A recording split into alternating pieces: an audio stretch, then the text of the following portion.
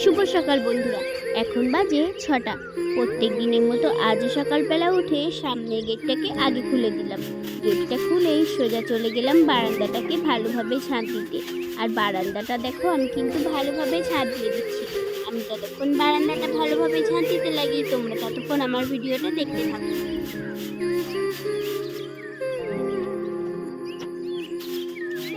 বারান্দার এই পাশটা ভালোভাবে ঝাঁট দিয়ে সোজা চলে আসলাম বারান্দার এই পাশটা। আর বারান্দার এই পাশটাও কিন্তু দেখো আমি ভালোভাবে ঝাঁট দিয়ে দিচ্ছিলাম। আর এই ব্যাগে ছিল জলের বোতল, ব্যাগটাকে সরিয়ে বালতিটাকে সরিয়েও দেখো ভালোভাবে কিন্তু ঝাঁট দিয়ে দিচ্ছি। আমি ততক্ষণ পুরো বারান্দাটা ঝাঁট দিতে লাগি, তোমরা ততক্ষণ পুরো ভিডিওটা দেখতে থাকো।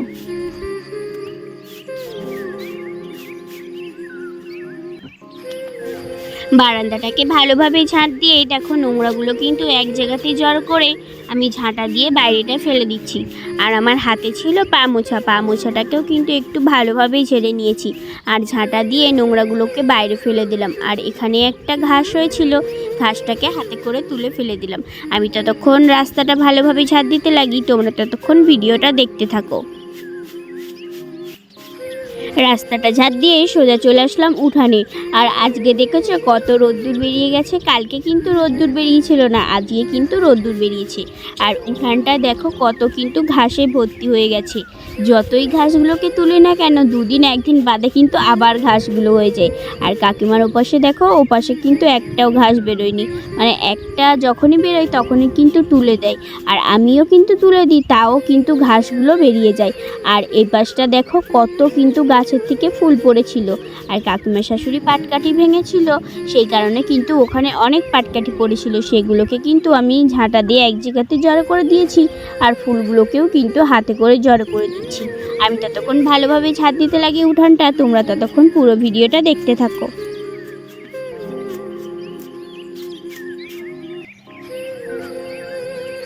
Welcome back to my channel Priyanka simple হাউসে। তোমরা সবাই কেমন আছো? আশা করছি খুব ভালো আছো। আর আমার তো জ্বর হয়েছিল, সেটা তো তোমরা জানোই। তোমাদের ভালোবাসায় আর আশীর্বাদে আমার পুরোপুরি জ্বর সেরে গেছে। এখন আমি পুরোপুরি সুস্থ আছি। আর সকালবেলা উঠেই ঘর বারান্দাটা ঝাঁট দিয়েই সোজা চলে এসেছি রাস্তায়। আর রাস্তায় এসে মনটাও কিন্তু আমার ভীষণ ভালো হয়ে গেল। আর দেখো রাস্তা দিয়ে হাঁটতে হাঁটতেই রাস্তার পাশে দেখি বন গাছে একটা কত সুন্দর ফুল হয়েছে। চলো তোমাদের সেটা দেখাচ্ছি। দেখছো কত সুন্দর ফুল ফুটেছে, দেখতে কিন্তু ভীষণ সুন্দর লাগছে। আর রংটাও দেখো পুরো হালকা গোলাপি, দেখতে যেন আরোই সুন্দর লাগছে। দেখে মনেই হচ্ছে না যে এগুলো বন ফুল। তোমাদের কেমন লাগছে অবশ্যই কিন্তু আমাকে কমেন্ট করে জানিও। চলো আর বেশি বকবক না করে বাড়িতে যে আগে বাসি কাজগুলো সেরে নিই। রাস্তা থেকে সোজা এসে ভাবলাম জামা কাপড়গুলো আগে ভিজিয়ে রাখি, বাসন মাজতে মাজতে ততক্ষণ জামা কাপড়গুলো ভালোভাবে ভিজে যাবে। আর দেখো সার্ফ নিয়ে আমি কিন্তু জামা কাপড়গুলোকে ভালোভাবে ভিজিয়ে দিচ্ছিলাম।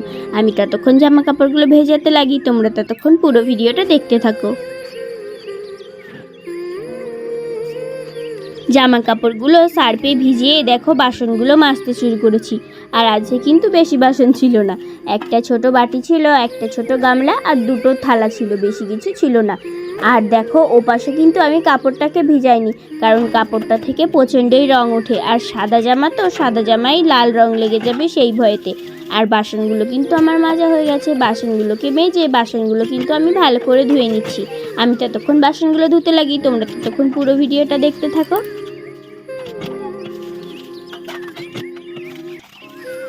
আর দেখো বাসনগুলোকে ভালোভাবে ধুয়ে আমি কিন্তু রান্নাঘরে রেখে দিলাম। আর জামা কাপড়গুলোকে আমি চটকে চটকে ভালোভাবে আরেকটু ভিজিয়ে নিচ্ছিলাম। আর দেখো কাপড়টাকে কিন্তু আমি সাদা গেঞ্জিটা বের করে তারপর ডুবিয়ে রাখলাম। আর আমি দেখো গেঞ্জিটাকে ভালো করে কিন্তু কেচে নিচ্ছি। আমি ততক্ষণ জামা কাপড়গুলো কাচতে লাগি, তোমরা ততক্ষণ আমার পাশে থাকো।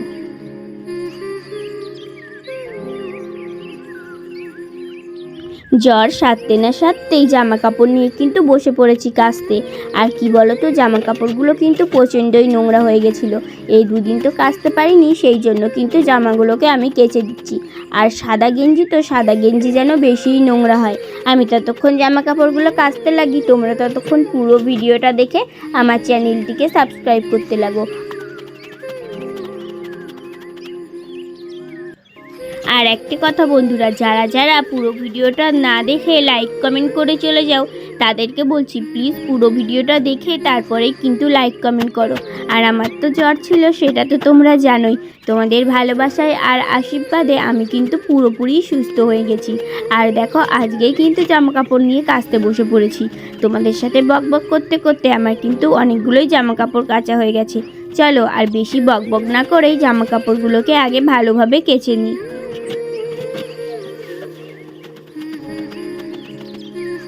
জামা কাপড়গুলোকে সব ভালোভাবে দেখো কেচে আমি কিন্তু ধুয়ে নিচ্ছিলাম। আর দেখছো সার্ফের ফেনাগুলো কত হয়ে গেছে, আর কাচতে কাচতেই কিন্তু কারেন্টটা চলে গেল। দেখছো কেমন অন্ধকার লাগছে। আমি ততক্ষণ জামা কাপড়গুলো ভালোভাবে ধুয়ে নিই, তারপরে তোমাদের সাথে আবার কথা বলছি। জামা কাপড়গুলো কেচেই সোজা চলে আসলাম বাড়ির বাইরে মানে উঠানে। আর আজকে কিন্তু সকালবেলায় জামা কাপড়গুলো কেচে দিয়েছি। আর এখন সবে রোদ্দুর উঠছে, এখনও পুরোপুরিভাবে কিন্তু তেমন রোদ্দুরের তাপটা নেই। তাও কিন্তু সকাল সকাল জামা কাপড়গুলো কেচে দিই। অন্য দিন তো স্নান করার সময় কেচে দিই, আজকে তার আগেই কিন্তু কেচে দিলাম। আর এই শাড়িটা জানো তো আমার খুব ভালো লাগে। তোমরাও আমাকে অনেকেই কমেন্ট করেছো যে দিদিভাই এই শাড়িটা তোমাকে পরলে খুব সুন্দর লাগে। আর আমি কিন্তু শাড়ি বেশ একটা পরি না, তোমরা তো সেটা দেখোই। কারণ কি বলো তো, শাড়ি পরে আমি নিজেকে সামলাতে পারি না। নাইটি পরলে ঠিকঠাক কাজ করতে পারি, আর শাড়ি পরলে কিন্তু ওই বেঁধে বেঁধে যায় পায়ে, আর হোঁচট খেয়ে পড়ে যায়। সেই কারণে কিন্তু আমি শাড়ি পরি না। জামা কাপড়গুলো মেলেই সোজা কিন্তু স্নান করে চলে আসলাম। আর এসেই দেখো নাইটি পরে নিয়েছি লাল রঙের, আর গামছা দিয়ে চুলটাকে কিন্তু ভালোভাবে মুছে নিচ্ছিলাম। আমি ততক্ষণ মাথাটা আজরে সিঁদুরটা পরতে লাগি, তোমরা ততক্ষণ পুরো ভিডিওটা দেখতে থাকো।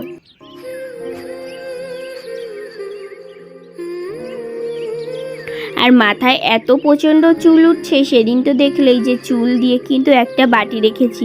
তোমাদেরকে তো সেটা বলেছি, আবারও মনে হয় কি আবারও 2-3টে জিনিস হয়ে যাবে, এত পরিমাণে কিন্তু চুল উঠছে। আর দেখো আমি কিন্তু ভালোভাবে সিঁদুর পরে নিচ্ছিলাম।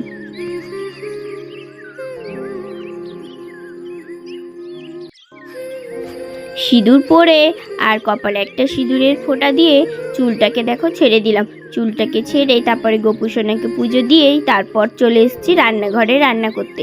আর আজকে কিন্তু সকালবেলার পুজোটা তোমাদেরকে দেখালাম না, আজকে কিন্তু দুপুরবেলার পুজোটা তোমাদের সাথে শেয়ার করব। আর দেখো এখন রান্না করব হচ্ছে আলু দিয়ে বেগুন দিয়ে আর সরপুঁটি মাছ দিয়ে তরকারি। আমার কাকা শ্বশুর চারও পেতেছিল, সেই চারোতেই কিন্তু সরপুঁটি মাছ পড়েছিল অনেকগুলো, তাই কিন্তু আমাকে একটা মাছ দিয়েছিল। ওটা প্রায় 5-6 পিস মতো হয়েছিল। আর আমি ততক্ষণ মাছগুলোকে ভালোভাবে ভাজতে লাগি, তোমরা ততক্ষণ আমার পাশে থাকো।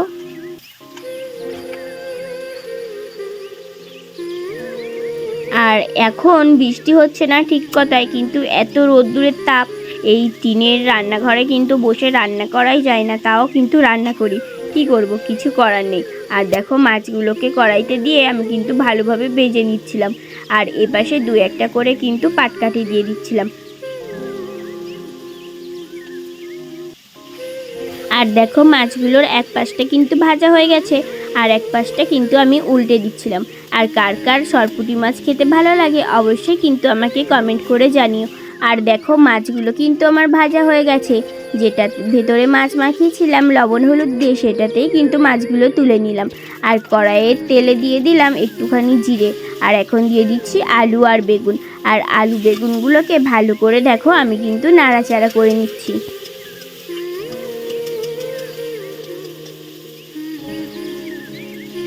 ভালো করে নাড়াচাড়া করেই দেখো কটা ভাজা জিরে কিন্তু আমি বাটিতে তুলে রেখে দিলাম, কারণ যখন নামাবো তার আগে কিন্তু দিয়ে দেবো। আর ওই আলু বেগুনে দিয়ে দিচ্ছি হলুদ আর একটুখানি লবণ। হলুদ লবণ দিয়ে কিন্তু ভালো করে আমি তরকারিটা কষিয়ে নিচ্ছি। আমি ততক্ষণ ভালো করে তরকারিটা কষাতে লাগি, তোমরা ততক্ষণ আমার সাথে থাকো।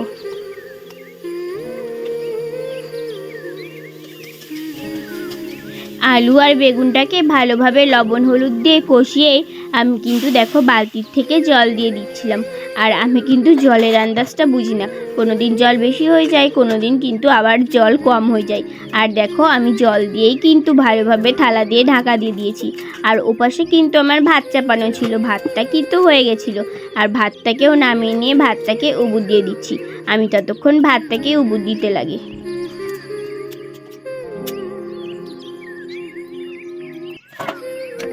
ভাতের হাঁড়িটাকে উবুর করেই দেখো আমি সাইডে কিন্তু সরিয়ে রেখে দিলাম। আর তরকারির ঢাকনাটা খুলে দেখছিলাম যে তরকারিটা সেদ্ধ হয়েছে কিনা। তরকারিটা কিন্তু ভালোভাবে সেদ্ধ হয়ে গেছে। এবার তরকারিতে আমি কিন্তু মাছগুলো দিয়ে দেবো। আমি ততক্ষণ মাছগুলো দিতে লাগি, তোমরা ততক্ষণ পুরো ভিডিওটা দেখতে থাকো।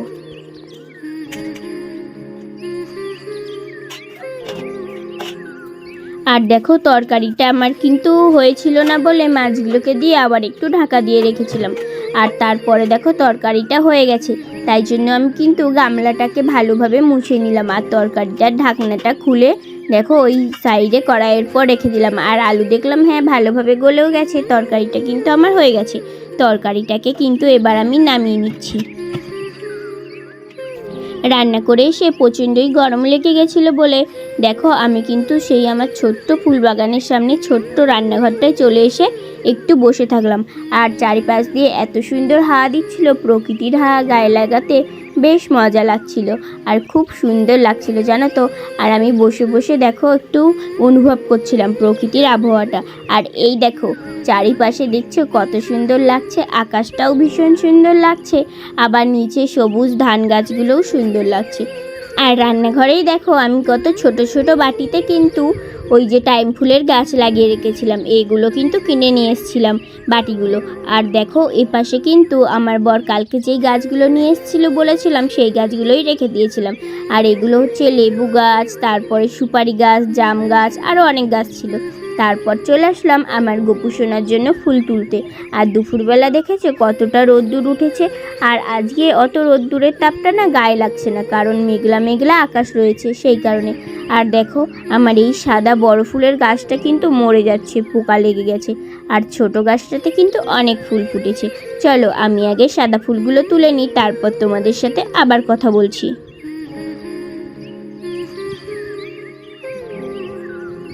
তোমাদের কাদের বাড়িতে এরকম সাদা ফুল গাছ আছে অবশ্যই কিন্তু কমেন্ট করে জানিও।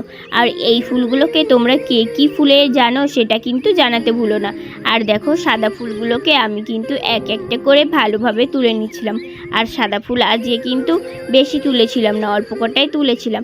তারপরে বাড়ির সামনে চলে আসলাম বেল ফুল তুলতে। আর এখানটা দিয়ে ছাগলে খেয়ে যায় বলে দেখো আমার বর কিন্তু বেড়া করে দিয়েছে।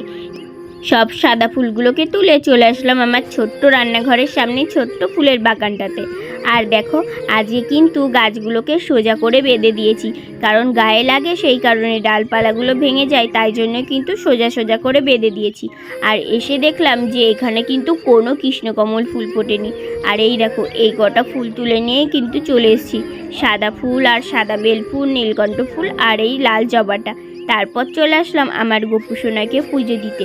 আর দেখো আমি কিন্তু আমার গোপু সোনাকে প্রত্যেক দিন দুপুরবেলা স্নান করাই, তাই জন্য কিন্তু আজকে তোমাদের সাথে শেয়ার করব। আর আমার গোপু সোনাকে দেখো গামলার জলেতে কিন্তু বসিয়ে ভালোভাবে স্নান করিয়ে নিচ্ছি।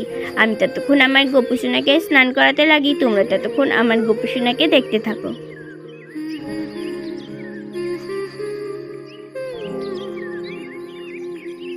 চলো অনেকক্ষণ তো তোমাদের সাথে বকবক করলাম, এবার তোমাদের সুন্দর সুন্দর কমেন্টে রিপ্লাইগুলো দিয়ে দিই। একটা কাকিমা কমেন্ট করেছে, আমি তোমাকে এর আগে সাবস্ক্রাইব করেছি আর তোমার গোপু সোনাকে সুন্দর লাগছে, বলছি তুমি আমার মেয়ের মতো, আমার তোমাকে ভালো লাগে, আমার নাম ডলি, তুমি আমার নাম নেবে ডলি কাকিমা বলে। এই যে ডলি কাকিমা আমি কিন্তু তোমার নামটা নিয়ে নিয়েছি, তোমাকে অনেক অনেক ধন্যবাদ। আরেকটা দিদিভাই কমেন্ট করেছে, আমি কল্যাণী থেকে দেখছি, তুমি আমার নাম নিও। দিদিভাইয়ের নাম হচ্ছে ইন্ডিয়ান ব্লগ সুজাতা। দিদিভাই তোমাকে অনেক অনেক ধন্যবাদ এত সুন্দর কমেন্ট করার জন্য আর কল্যাণী থেকে দেখার জন্য। আর একটা দিদিভাই বলেছে, আমার নাম সুস্মিতা, তুমি নিতে ভুলে গেছো। সুস্মিতা দিদিভাই তোমার নামটা কিন্তু আমি দুটো ভিডিওতে নিয়েছি, তুমি হয়তো দেখতে ভুলে গেছো, প্লিজ দেখে নিও। চলো আগে পুজোটা দিয়ে নিই।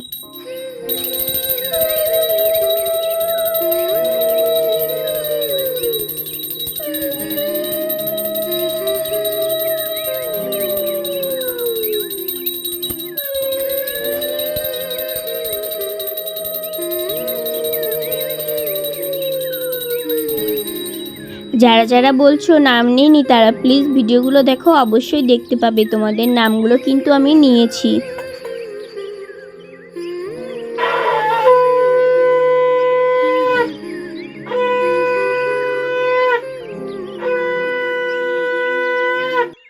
গোপুসোনাকে পুজো দিয়ে শঙ্খটা দেখো ভালো করে কিন্তু ধুয়ে নিচ্ছি। আর তোমাদের যাদের যাদের নামগুলো নিলাম তোমাদেরকে বলছি প্লিজ ভিডিওগুলো তোমরা কিন্তু পুরো দেখো। আর তোমাদেরকে একটা কথাই বলতে চাই, যাদের যাদের নামগুলো এখনও নেওয়া হয়নি তারা প্লিজ আমাকে কমেন্ট করে দিও। আর আজকে কিন্তু আমি এই দুজনকেই খুঁজে পেলাম, নামগুলো নেওয়ার জন্য বলেছিল তাই জন্য কিন্তু নামগুলো নিলাম। আর দেখো গোপুসোনাকে পুজো দিয়ে আমি কিন্তু প্রণাম করে নিয়েই এই যে আমি যেটাতে বসে পুজো করি সেটা ভাঁজ করে সরিয়ে রেখে দিলাম। আর এই দেখো আমার গোপুসোনাকে আজকে হলুদ রঙের জামা পরে কেমন লাগছে অবশ্যই কিন্তু কমেন্ট করে জানিও। আর কার কার আমার গোপুসোনাকে ভালো লাগে সেটাও কিন্তু জানাতে ভুলো না। আজকে ভিডিওটা এখানেই শেষ করছি। সবাই ভালো থাকবে, সুস্থ থাকবে, সাবধানে থাকবে। ধন্যবাদ।